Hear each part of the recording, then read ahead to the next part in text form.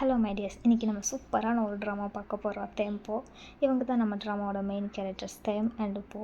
First நம்ம போவை கட்டுறாங்க. இன்டர்வியூவில் செலக்ட் ஆகலை அண்ட் அவங்க ஃப்ரெண்டுக்கிட்ட சொல்கிறாங்க. அவங்க ஒரு ஜாப் ரெடி பண்ணி கொடுக்குறாங்க. அந்த ஜாப் அவங்க அட்டன் பண்ணி இன்டர்வியூவில் செலக்ட் ஆகிட்டாரு.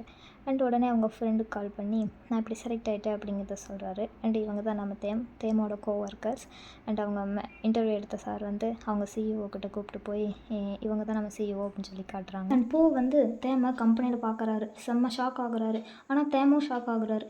எதுக்குன்னா, நீ யார், என் கம்பெனியில் வந்து எனக்கே தெரியாமல் என்னை ஷூட் பண்ணிகிட்ருக்கியா அப்படின்னு தலைவர் செம்ம கோவத்தில் வந்து கேமராவை பிடுங்கி வச்சிட்டாரு. போ அப்படியே ஷாக் ஆகிட்டாரு.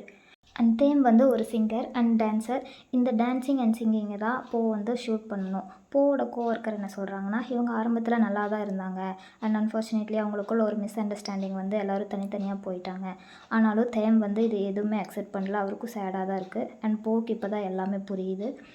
அண்ட் ஃபஸ்ட் டைம் தேம் அண்ட் போவோட மீட்டிங் இது தான்.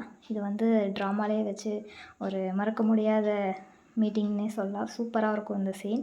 அண்ட் தேம் வந்து இப்போ தான் போக்கிட்ட எல்லாம் சொல்கிறாங்க, நாங்கள் ஆரம்பத்தில் நல்லா தான் இருந்தோம், ஒரு ஃபேமிலி மாதிரி இருந்தோம் அண்ட் எங்களுக்குள்ளே ஒரு பிரிவினை வந்ததுலேருந்து அவங்க என் கூட பேசுகிறதில்ல அப்படின்னு சொன்னாங்க. அப்புறம் இப்போது தேமுக்கு வந்து ஆட்டோமேட்டிக்காக ஒரு கொரியா ஆஃபர் வருது. அந்த கொரியா ஆஃபரை கேன்சல் பண்ணிவிட்டு போக்கிட்ட வந்து சொல்கிறாரு.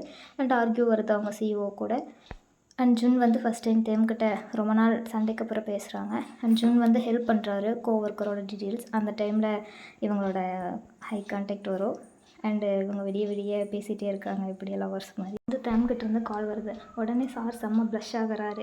ஜுன் விடுவாரா, டே குடுறா ஃபோனை நான் பேசுகிறேன்னு சொல்லிட்டு, டே மச்சா சொல்கிறா அப்படின்னா, நீ எதுக்குடா ஃபோனை வாங்கி பேசுகிற, போ எங்கடா அப்படின்னு கேட்டோடனே இவரோட ஃப்ரெண்டுக்கிட்ட காரணமே இல்லாமல் தேம் ரொம்ப ஹார்ஷாக பிஹேவ் பண்ணுறாரு. அண்ட் இவங்க ஃப்ரெண்ட் வந்து ஒரு அட்வைஸ் கொடுக்குறாங்க. ஃபஸ்ட்டு நீ போ மனசில் இடம் பிடி அப்படின்னு சொல்கிறாங்க. அண்ட் போ வந்து ரோட் கிராஸ் பண்ண நிற்கும்போது யாருன்னே தெரில, கூட நடந்து வர்றாங்க. திரும்பி பார்த்தா செம்ம ஷாக்கு. யாருன்னு பார்த்தா நம்ம ட்ராமாவோட ஹீரோ. போ கூட ஜுன் இருக்கிறத பார்த்து செம்ம கோவமாகறாரு தேம். எதுக்கு எப்போ நீ போ கூடயே இருக்கேன்னு கேட்டோடனே, அது சும்மா தாடா, உன்னை வெறுப்பேற தான் நான் அப்படி கூட இருக்கேன்னு சொல்கிறாங்க. உடனே சிஇஓ கிட்டேருந்து போக்கு கால் வருது. நீ வந்து இப்படி உன் லவ்வை வந்து உடனே கட் பண்ணி ஆகணும் தேம் கூட, அவனோட கரியர் பாதிக்குதுன்னு இந்த ஈவில் சொல்லுது. உடனே அவன் மனசை கல்லாக்கிட்டு நம்ம பிரேக்கப் பண்ணிக்கலான்னு போ வந்து ரொம்ப அழுது மனசெல்லாம் கஷ்டப்பட்டு வந்து சொல்கிறாங்க. தேம்னால அதை அக்செப்ட் பண்ணவே முடியல. எதாக இருந்தாலும் நம்ம ஃபேஸ் பண்ணிக்கலாம், ப்ளீஸ் என்னை விட்டு போயிடாத அப்படின்னு ரொம்ப கெஞ்சுறாரு.